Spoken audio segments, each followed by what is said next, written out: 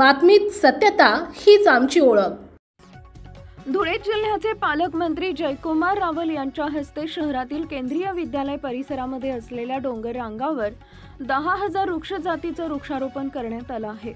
शहराचे आमदार अनुप अग्रवाल यांच्या कल्पकतेतून म्हाडा नाशिक मंडळ यांच्या वतीनं हा उपक्रम राबवण्यात आलाय। पर्यावरण संवर्धन आणि हरित शहराच्या दिशेने टाकलेलं हे महत्त्वपूर्ण पाऊल आहे। उन्हाळ्यामध्ये धुळे शहराचं तापमान मोठ्या प्रमाणात असते।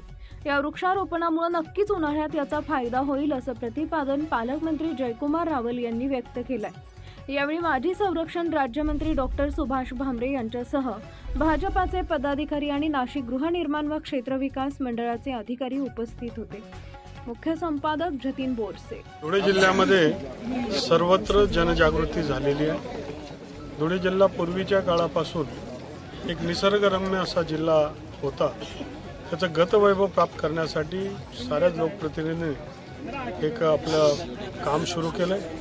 विशेषतः आज धुळे शहराचे आमदार श्री अनुप अग्रवाल यांच्याबरोबर माजी खासदार भामरे साहेब आणि सर्व आमचे कार्यकर्ते यांनी एक उजाड एक बंजर असलेली टेकडी आमच्या सर्व भारतीय जनता पार्टीचे कार्यकर्ते सुद्धा याच्यामध्ये लागले होते आणि ही टेकडी घेऊन इथे विकास करण्याचा त्यांनी प्रयत्न सुरू केला आहे। त्या प्रयत्नाला म्हाडासारख्या एका मजबूत संस्थेने, कारण की म्हाडा घरं बनवते, कॉन्क्रीटचं कामं करते, पण त्याचबरोबर पर्यावरणाला सुद्धा जगवणं ही त्यांची एक CSR एक ॲक्टिव्हिटी आहे आणि म्हणून म्हाडासुद्धा धुळे शहरामध्ये मोठं काम उभं करते।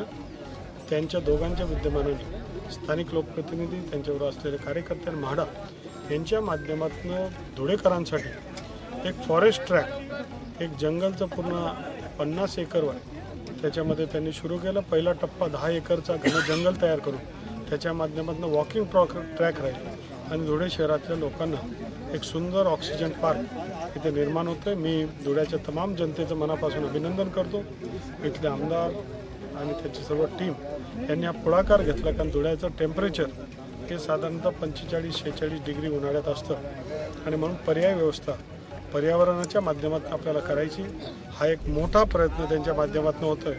पुढच्या 30-40 दिवसासाठी कुठली ना कुठली संघटना इथं वृक्ष लागवडसाठी येणार आहे आणि त्याचं संगोपन, त्याला पाणी पुरवणं, त्याचं लक्ष देणं ही म्हाडा या नावाची वित्त आणि मोठी संस्था ही करणार आहे आणि त्या माध्यमातून धुळे शहरासाठी एक मोठं पार्क येणाऱ्या काळात निर्माण होणार आहे। मी मनापासून सगळ्यांचं अभिनंदन करतो, लोकप्रतिनिधींचं सुद्धा अभिनंदन करतो आणि धुळ्याचा मॉडेल हा पूर्ण महाराष्ट्रामध्ये पुढच्या काळात लोक त्याचा रेप्लिकेट करतील असा विश्वास देखील व्यक्त करतो। आपल्या परिसरातील महत्त्वाच्या बातम्या पाहण्यासाठी आजच आमच्या JBTV न्यूज चॅनलला YouTube वर सबस्क्राइब करा आणि बेल आयकॉन प्रेस करा।